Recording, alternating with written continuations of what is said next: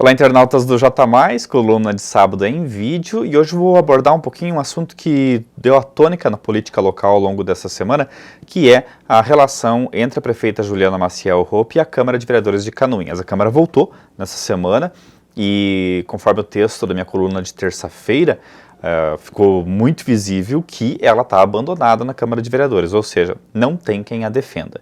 Isso é muito problemático e é interessante a gente explicar isso de uma forma muito detalhada para que não dê a impressão de que a Juliana virou uma espécie de vilã dentro da administração municipal. A política ela é cheia de nuances, né? E como dizia Ulisses Guimarães, uns dizem que foi Ulisses Guimarães que disse isso, outros atribuem a outras pessoas, uma hora você, é como o céu, né? Uma hora você olha, as nuvens estão de um jeito, você baixou a cabeça, voltou a olhar para o céu, já está de outro jeito. Então a política ela é muito dinâmica, muda muito, e ela é cheia de nuances, e não tem como a gente ficar atribuindo vilania ou bom mocismo para este ou para aquele.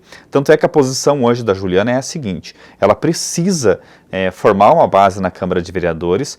Ela, teoricamente, tinha essa base a partir dos 4 vereadores que foram sempre oposição ao ex-governador, perdão, ao ex-prefeito Beto Passos, que nesse caso era Tatiane Carvalho, a Zenilda Lemos, e, teoricamente, aqueles que substituíram ela e o Marcos Romer na Câmara, que é o Adilson Steidl e o André Ramon Flenick.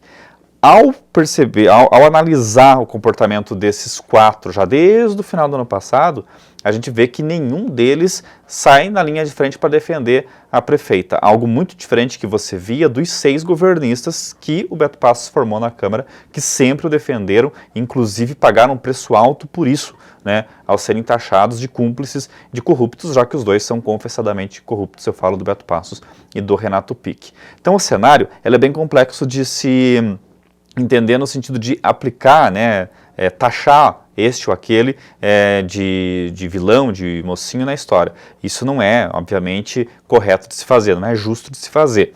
O que você tem hoje é uma prefeita extremamente fragilizada na Câmara e a partir do posicionamento que ela teve quando o governo era do Beto Passos, ou seja, aguerrida, questionando, ironizando e por muitas vezes colocando os vereadores de situação naquele momento contra a parede.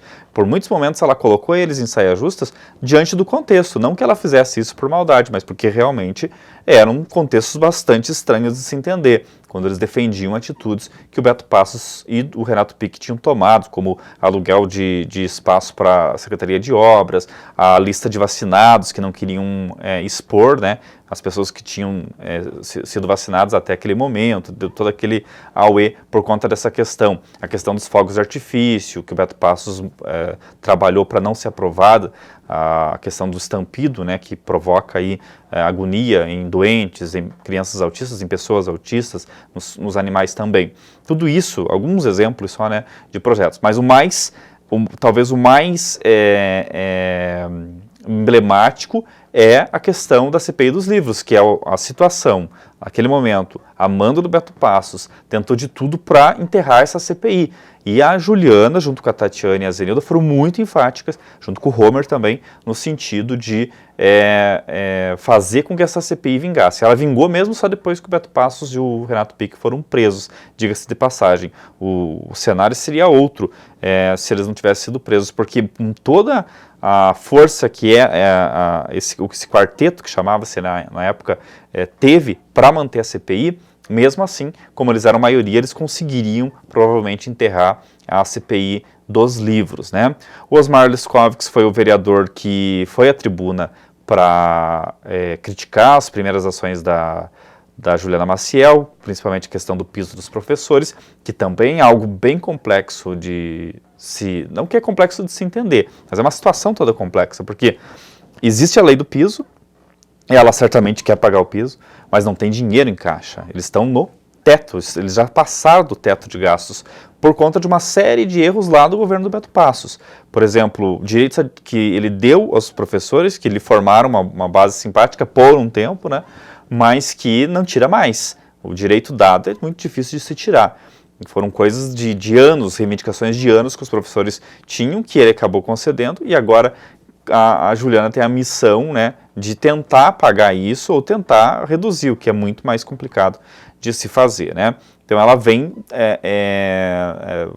tentando ali, se articulando de alguma maneira para tentar resolver essa questão, mas não é nem um pouco fácil. O Osmar sabe disso e jogou na malandragem, né? Ou seja, foi para lá, jogou para a torcida, né? Cobrou o sindicato, que o sindicato faça ações e tal, mas o próprio sindicato entende a complexidade da situação, ao que me parece, pelo menos até o momento. Tem a questão também da contribuição de 14% sobre a folha de pagamentos com o ICPREV, que é outra questão polêmica.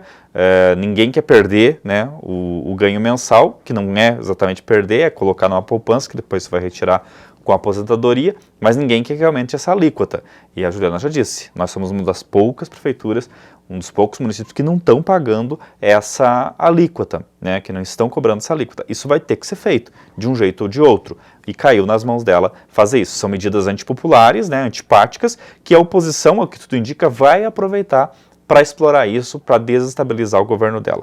Diante de todo esse cenário que eu desenhei aqui, o que cabe à Juliana? Cabe tentar, né, de alguma forma, formar uma base dentro da Câmara, porque ela não há governo que resista sem uma base mínima dentro da Câmara. Então ela vai precisar chamar para conversa, não só esses vereadores que já estavam com ela quando ela era vereadora, como também membros da dita oposição agora, que parece que está claro que são oposição mesmo, para tentar formar uma base mínima dentro da Câmara para passar os projetos que são do seu interesse. Não estou falando de projetos que são claramente positivos, né, aumento de salário, sei lá, coisas assim, que os vereadores jamais vão ser contra, porque sabem que isso pode respingar neles. Estou falando de projetos mais complexos, como 14% da alíquota, e que aí os vereadores juntos, aí, veja só, ela tem que dividir, ela se propõe a dividir aí, né, com os vereadores o ônus de votar uma medida antipopular. Por isso que ela precisa ter base, senão eles votam contra, porque eles estão um pouco se lixando. Quem vai pagar a conta vai ser ela, quem vai ter todo o ônus vai ser ela. Por isso que ela precisa dessa base, para esses projetos que sempre vão ter. Projetos polêmicos, projetos complexos, projetos que são antipopulares, que a população não gosta, mas é que nem uma vacina, que você tem que tomar picada para poder, né, fazer com que as coisas melhorem. Então, o cenário é esse. Não se trata de culpabilizar a Juliana por não ter habilidade junto à Câmara. Muito pelo contrário, ela foi muito feliz na Câmara, ela foi muito correta na Câmara e muito coerente com aquilo que ela pensava. O resultado foi a eleição. Ela foi eleita, né, por causa dessa postura dela dentro da Câmara, que foi corretíssima. Mas ela formou essas inimizades por conta disso e agora ela precisa olhar o cenário do ponto de vista de uma prefeita que precisa de uma base. Essa negociação, essa barganha, essa conversa, esse diálogo, obviamente que não pode descambar para algo obscuro, né, que era muito comum no governo passado. Tem que ser algo transparente, que seja uma conversa republicana, como a gente costuma falar, né, uma conversa publicável, né, e que cheia de limites, de barreiras, né, mas que se chega a um ponto comum, aí, um ponto de convergência para se formar uma base mínima na Câmara. Essa é o mantra que a Juliana tem que ter a partir de agora, ou seja, formar uma base mínima dentro da Câmara de Vereadores. Senão ela vai ter muitas e muitas dificuldades, ainda mais num governo de apenas 2 anos. É isso, essa é a minha opinião e a gente se vê aqui na coluna todo dia, em texto ou em vídeo. Até a próxima.